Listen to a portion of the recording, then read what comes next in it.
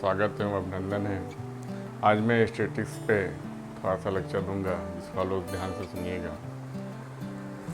पहला इसमें शब्द आता है डाटा, जिसको डाटा क्या होता है, जैसे कोई भी इसको आंकड़ा कहते हैं हिंदी में।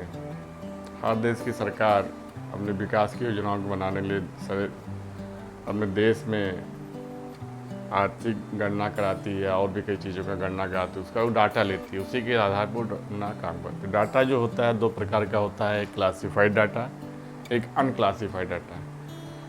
अनक्लासिफाइड डाटा मतलब जैसे है कि कोई भी टर्म जो है सीरियल से लगाना नहीं होगा, उसका कोई अपना सिस्टम मतलब वैसे उलझा हुआ रहेगा, इसको ये कह सकते हो। क्लासिफाइड डाटा में सीधे सीधे बना बनाया रहेगा, आपको खाली परोस से खाना है, जबकि इसमें आपको पहले बनाना है फिर खाना है।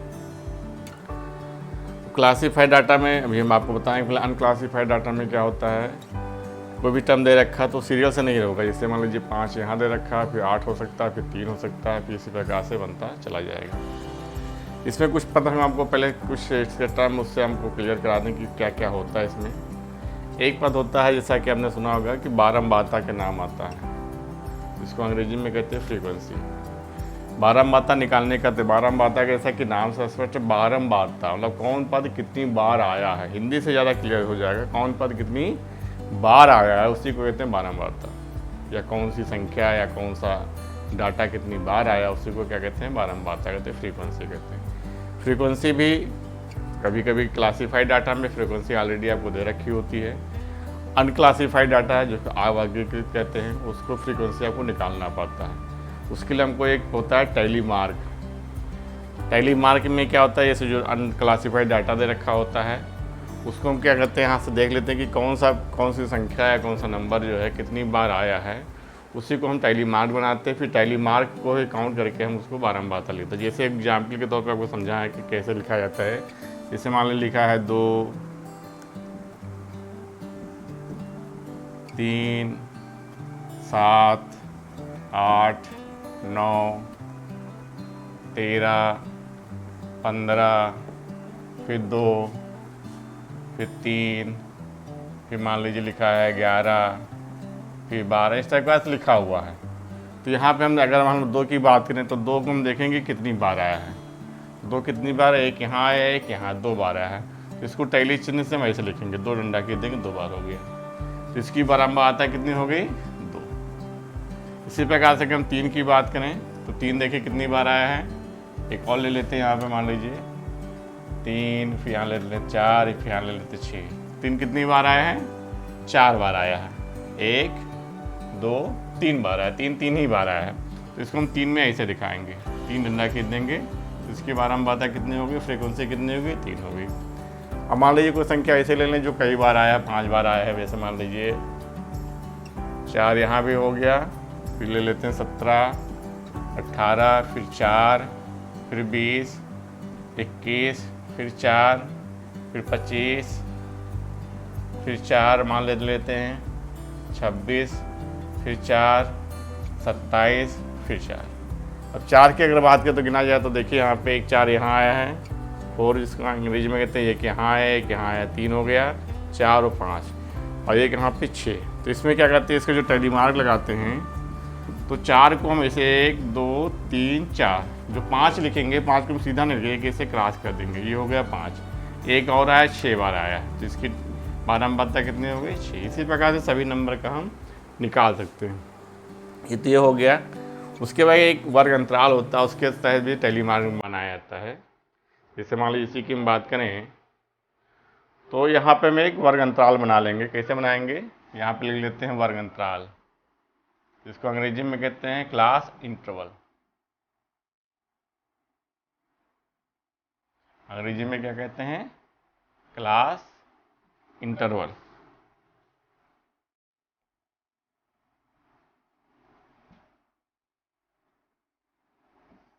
तो यहाँ पे क्या है, तो वर्ग अंतराल बनाने के लिए हम किसको एक बना लेते हैं, कुछ एक संख्या लेते हैं कि कहाँ से उसका रेंज कैसे हैं। तो हमने ले लिया 0 से ले लिया कहाँ, 5, फिर 5 से 10, फिर 10 से 20, 15, 10 से 15, 5 का वर्ग अंतराल बना रहे हैं। फिर 15 से 20 और 20 से 25, इस प्रकार से, और फिर 25 से 30, इस प्रकार से वर्ग अंतराल बनाएंगे हम। तो अब देखेंगे 0 5 के बीच में कितनी संख्या है। लेकिन एक चीज़ यहाँ ध्यान रखिएगा कि जो 5 संख्या मान लीजिए यहाँ पे है, तो 5 को हम इस वर्ग अंतराल में, इस क्लास इंटरवल में ना रख करके हम 5 to 10 में रखेंगे। 0 से 5 का मतलब हुआ कि 0 से 4 तक तो इसमें रखेंगे, लेकिन 5 जो होगा वो हम 5 to 10 में जाएंगे, ना कि 0 to 5 में जाएंगे। तो 0 to 5 में देखिए, अगर आप देखें तो 2 आया है, 3 आया है और कितना है, 4 आया। ठीक है, तो इस वर्ग अंतराल में कितनी संख्याएं आई, केवल 4 आई, 3 संख्याएं हैं, तो यहाँ पे हम 3 लिख देंगे। 5 से 10 में देखेंगे तो 5 में आपका कितना, 5 आपका है ही नहीं इसमें। 5 से 10 में 6 आया है और 7 आया और 8 आया, 9 आया, तो ये 5 से 10 में आ जाएगी। इस प्रकार से हम वर्ग अंतराल को लिख लेंगे, वही आपकी फ्रीक्वेंसी होती चली जाएगी, मतलब ये संख्याओं को इतने रखेंगे। ठीक है, लेकिन वर्ग अंतराल में ज़्यादा तो ये होता है कि यहाँ पर जो ये हमने डाटा दी, इसमें संख्या रिपीट होनी चाहिए। जो वर्ग अंतराल वाला जो क्वेश्चन होगा, इसमें कोई भी संख्या रिपीट नहीं होगी, वो संख्या वहीं पे रहेगी, मतलब वो एक बार ही आएगी, दोबारा नहीं। हर रेंज की बात करते हैं तो क्लास इंटरवल आपका वर्गीकृत क्लासिफाइड डाटा है, तो इसमें क्या होगा, जो लास्ट लिमिट होगी यहाँ पे, तो लास्ट आपका कितना 50 और सबसे कम कौन सा है 0, तो सब लास्ट जो हाईएस्ट उसमें से सबसे कम वालों को सब्ट्रैक्ट कर देंगे, जो आएगा वही आपका इसका रेंज हो जाएगा।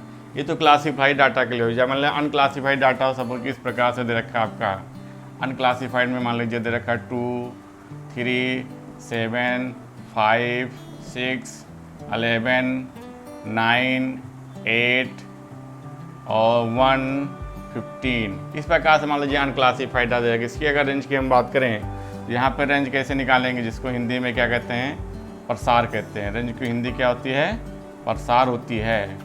इसको रेंज कैसे निकालेंगे, इसमें हाईएस्ट टर्म देखेंगे हम। मान लीजिए हाईएस्ट टर्म यहाँ पे क्या है, हाईएस्ट टर्म आपका कौन सा है, इसमें हाईएस्ट नंबर आपकी है 15, तो हाईएस्ट माइनस लोवेस्ट, लोवेस्ट कौन सा है इसमें, लोवेस्ट आपका 1 है, तो सब्ट्रैक्ट कर देंगे तो यहाँ पे कितना हो जाएगा 14 हो जाएगा। यहाँ पे कभी कन्फ्यूजन हो तो इसको क्या करना, सबसे पहले इसको हम जो आपका अनक्लासीफाइड डाटा दे रखा है, इसको हम डिक्रीजिंग आर्डर या इंक्रीजिंग आर्डर में सेट कर लेते हैं, ताकि कोई गलती ना होने पाए। अब हम आपको बताते हैं, यहाँ पे कई टर्म होते हैं। एक होता है माध्य, माध्य होता है, इसको अंग्रेजी में कहते हैं मीन। एक होता है बहुलक, इसकी अंग्रेजी होती है मॉड। फिर एक होता है माध्यिका,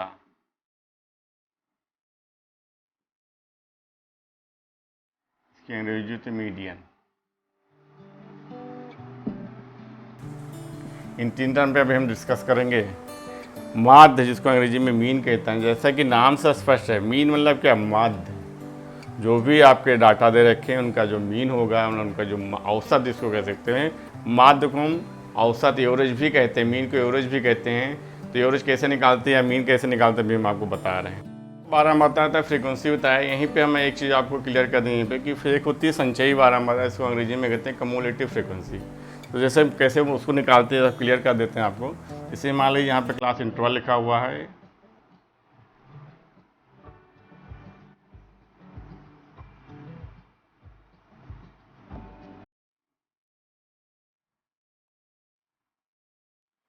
यहाँ पे आपका फ्रीक्वेंसी लिखी हुई है, जिसको हिंदी में बारंबारता कहते हैं, और यहाँ पे कम्युलेटिव फ्रीक्वेंसी लिखी हुई है, जिसको संचयी बारंबारता कहते हैं। सपोज कीजिए यहाँ पे क्लास इंटरवल ये से दे रखा है, 0 to 10 दे रखा है, 10 to 20 दे रखा है, और 20 to 30 दे रखा है, और 30 to 40 दे रखा है, 40 to 50, इस प्रकार से ना वो दे रखा है अपना क्लास इंटरवल।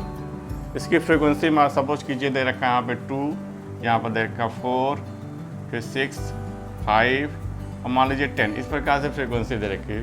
तो जो कम्युलेटिव फ्रीक्वेंसी निकालेंगे वो कैसे निकालते हैं, थोड़ा ध्यान दीजिए आप। तो ये 2 लिखा हुआ पहला जो स्टेप है, तो टर्म है, इसको ऐसे ले देंगे, 2 ही ले देंगे।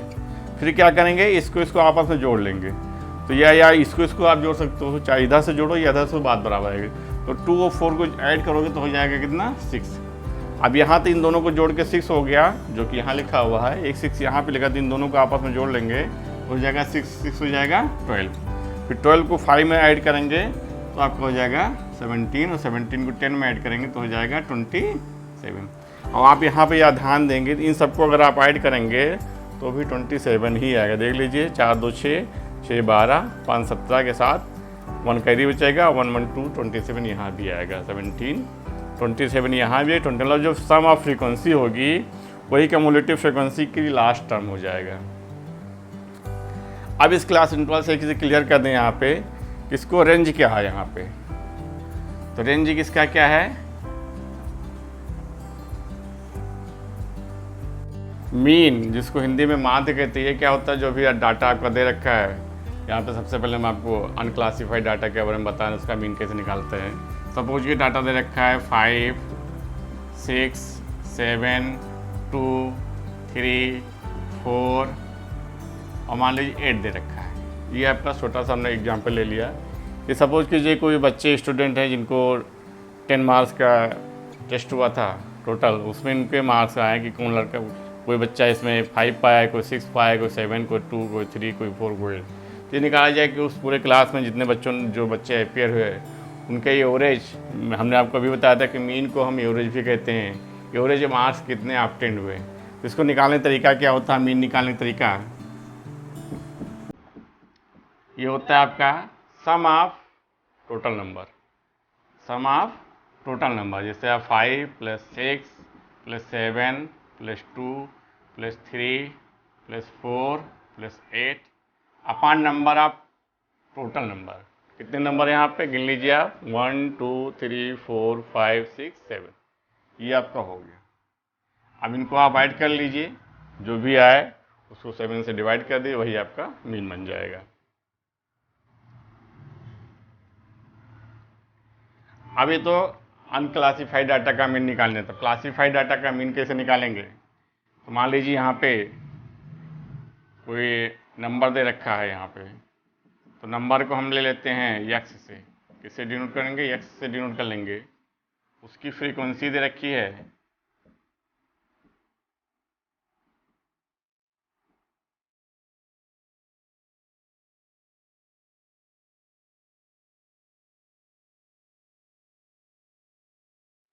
फ्रीक्वेंसी को हम f से डिनोट करेंगे। तो नंबर मान लीजिए दे रखा है 2 4 3 5 6, ये नंबर दे रखा है, इसे x से डिनोट करते हैं।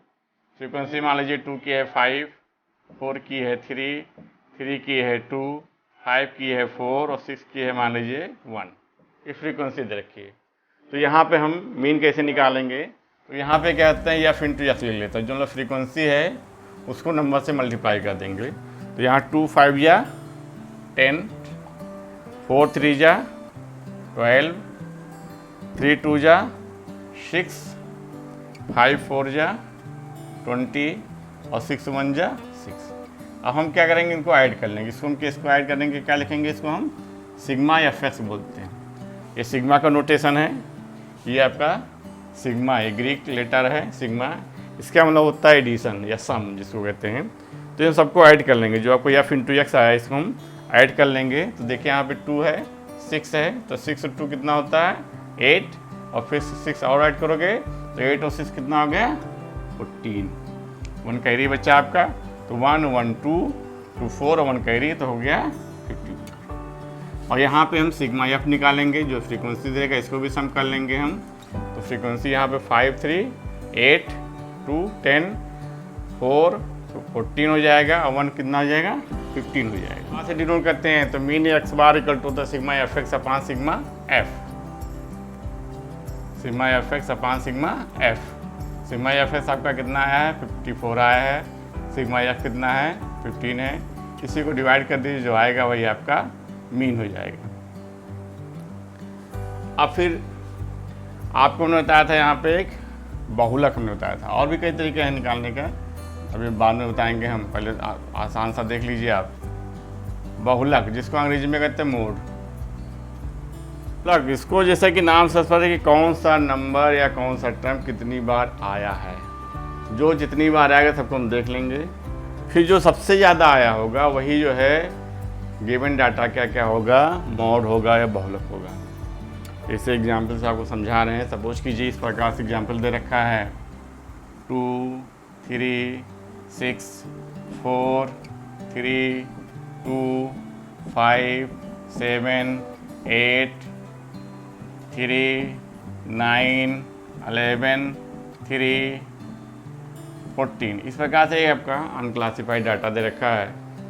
तो यहाँ से अगर हम इसकी बहुलक की बात तो हम देखेंगे जो 3 नंबर दे रखे हैं उसमें सबसे ज़्यादा नंबर कौन सा है। तो देखिए यहाँ पे 2 कितनी बार है आप गिन लीजिएंगे। यहाँ पे टैली मार्क से बना सकते हैं, आप फ्रीक्वेंसी टेबल में निकाल सकते हैं। तो जिस नंबर की फ्रीक्वेंसी सबसे ज़्यादा होगी वही वो जो है गिवन डाटा के क्या कहलाएगा, बहुलक कहलाएगा, मॉड कहलाएगा। जैसे यहाँ पे देखिए 2 कितनी बार आया है, 1, 2 ही बार आया है।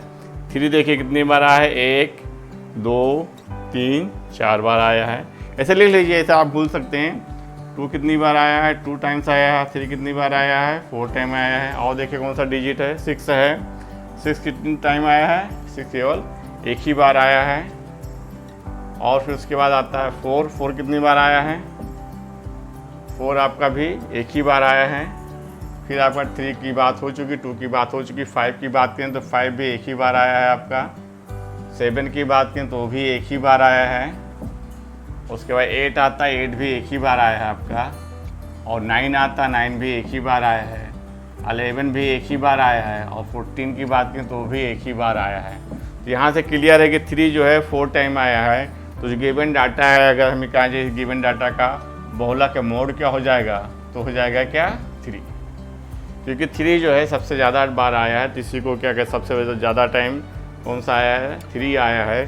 तो गिवन डाटा का बहुलक का मॉड क्या हो जाएगा, 3 हो जाएगा। यानी कि हम बात करें, इसको हिंदी में माध्यिका कहते हैं। तो इसमें क्या होता है, जो गिवन डाटा दे रखा होता है अनक्लासिफाइड की मैं बात कर रहा हूँ यहाँ पे। तो सबसे पहले मेरा काम क्या होगा, गिवन डाटा को हम इंक्रीजिंग आर्डर या डिक्रीजिंग आर्डर में सेट कर लेते हैं। सबसे पहले काम ये करेंगे कि इंक्रीजिंग आर्डर डिक्रीजिंग आर्डर को सेट करेंगे। कैसे सेट करते हैं, देखिए सपोज कीजिए डाटा आपका दे रखा है इस प्रकार का, ऐसा दे रखा, मान लीजिए 2, 3, 7, 4, 6, 9, 1 और मान लीजिए लास्ट में दे रखा 11। ये आपका डाटा दे रखा है।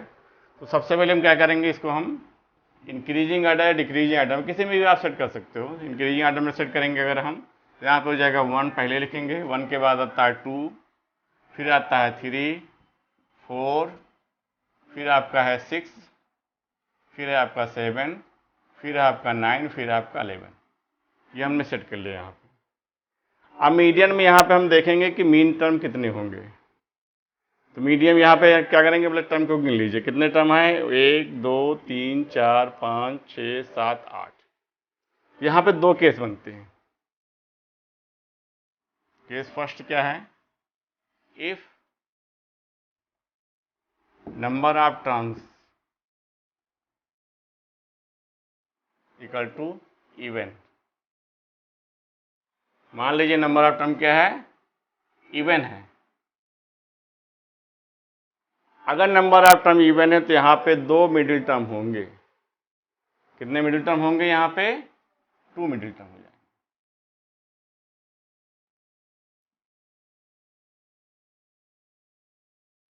वो मिडिल टर्म कैसे निकाला जाएगा, फॉर्मूला क्या होता है, आसान सा तरीका। देखिए आप छोटे पे चले जाइए, मान लीजिए कि आपके पास 10 डिजिट हैं। कितने डिजिट हैं, 10 की मैं बात कर रहा हूँ। 10 को अगर आप देखें 1 से लेकर 10 तक तो क्या हो जाएगा, 4 अलग हो जाएगा। यहाँ पर लिख के आपको समझा, जैसे 1, 2, 3, 4, 5, 6, 7, 8, 9, 10। ये आपके 10 डिजिट है आपके पास है। अब इसमें हमको क्लियर हो गया। यहाँ पे देखिए 20 के टर्म कितने, 4 इधर निकाल दीजिए, 4 इधर निकाल दीजिए। तो कितने टर्म बचे बीच में, 2 टर्म बचे। कौन कौन बचा, 5वां और 6वां टर्म। 5th टर्म है 6th टर्म।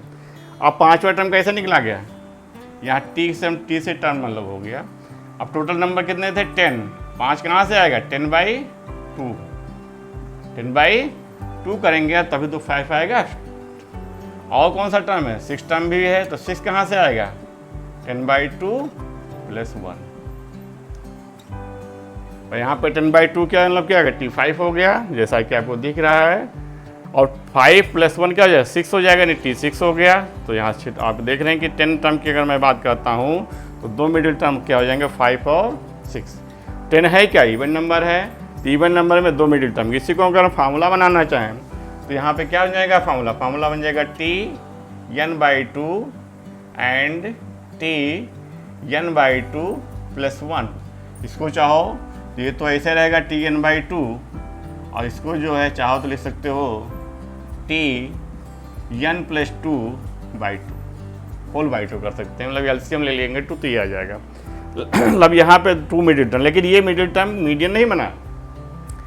मीडियन क्या होता है? मीडियन क्या होता है कि the value of middle term is known as median. जो मिडिल टर्म है उसकी वैल्यू जो होगी वो मीडियन कहलाएगी। अब मान लीजिए 2 टर्म आए हैं, तब कैसे निकलेगा मीडियन? तो जाहिर सी बात है कि दोनों टर्म की वैल्यू निकाल लेंगे हम, उनको आपस में ऐड कर लेंगे, फिर 2 से डिवाइड कर लेंगे, तो जो आंसर आएगा वही आपका मीडियन कहलाएगा। अभी अब केस फर्स्ट हो गया इफ नंबर ऑफ टर्म क्या हो, इवन हो।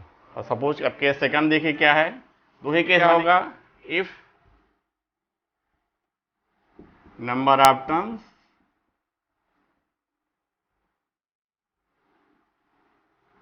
ऑड हो, ऑड नंबर ऑफ टर्म्स हो, तो क्या बनेगा? तो यहाँ पे क्या होगा, ओनली 1 मिडिल टर्म। कितने मिडिल टर्म होंगे? केवल 1 मिडिल टर्म हो जाएगा। यहाँ पे याद करने तरीका हम आपको बता रहे हैं, कन्फ्यूज ना होइए, बच्चे अक्सर कन्फ्यूज हो जाते हैं। आप छोटा सा एग्जाम्पल ले लीजिए, जैसे मान लीजिए 1 2 3 4 5 ले लिया, छोटा सा ले लिया।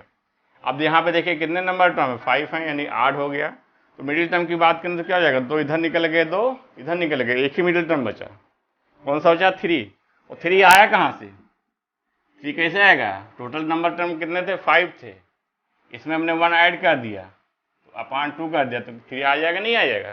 भाई T6/2 यानी T3 हो गया।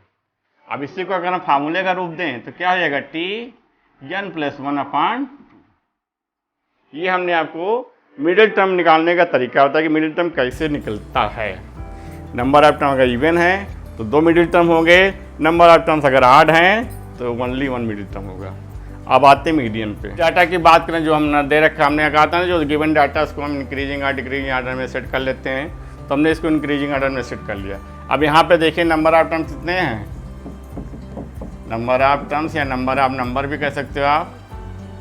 तो कितने हैं यहाँ पे, 1 2 3 4 5 6 7 8, यानी कितने हैं, 8 है। 8 मतलब क्या हुआ, इवन नंबर है।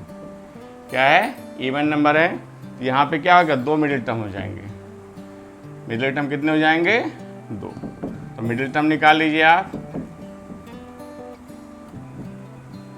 मिडिल टर्म आपके हो गए 2। कौन कौन होगा, हमने फार्मूला भी बताया था, Tn/2 एंड Tn/2 + 1 भी लिख सकते हो, या n+2 होल बाई 2 भी लिख सकते हो आप। तो n/2 मतलब 8/2, तो यहाँ पे क्या हो जाएगा, T8/2 + 1, यहाँ पे हो गया T4 एंड T5। ये आपका मिडिल टर्म हो गया। तो मीडियन क्या हो जाएगा यहाँ पे, तो मीडियन यहाँ पे चूँकि 2 मिडिल टर्म है तो क्या हो जाएगा, वैल्यू ऑफ T4